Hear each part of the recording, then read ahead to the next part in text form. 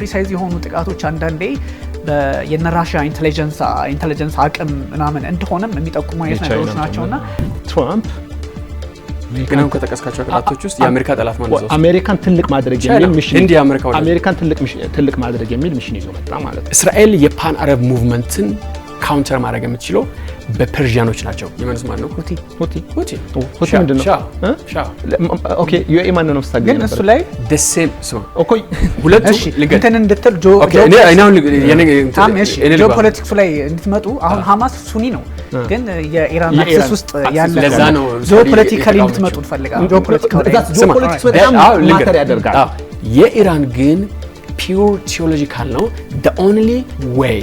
to peace is the destruction of Israel እስራኤል ቀጠናው ላይ የራሷ የሆነ ትልቅ ግዛት ትልቅ ሀገር ታላቋ እስራኤል መመስረት ፈልጋለች ቴህራን ውስጥ የሚሞተው ህፃን ተላቪቭ ውስጥ የሚሞተው ህፃን እኩል አይነት አረዳድ እንዳለን በተለያየ አጋጣሚ ሁላችንም አንደርስታንዲንግ አለን የኢራን የኒውክሊየር ሪሰርች ሴንተር ሪአክተሮች ኤቭሪቲንግ የተገነቡት በአሜሪካ ነው ዩናይትድ ኔሽን የሚባለው ድርጅት ጥቅም ጥርስ አልባ ሆኖ በዓለማችን እንዲታይ ካደረጉት ሁኔታዎች አንዱ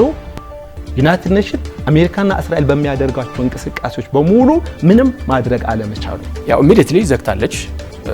ሆርሙዝን የመጀመሪያው ተጠቂ ሀገር ማን ነው በየሳስብ ኢራን ራሱ አብርሃም አኮርድ ስራው ምንድነው አብርሃም አኮርድ አለ ሳውዲ አለ ዩኤኢ አለ ሳውዲ ዩኤኢ እና ካታር ኩዌት ካለ አሜሪካ ምን ይሰራል እዛ ሌላ ቦታ አይደለም አብርሃም አኮርድ የተፈራረሙት የእስራኤል ኢንተረስት ለማስከበር ነው የአሜሪካ ኢንተረስት ማለት ነው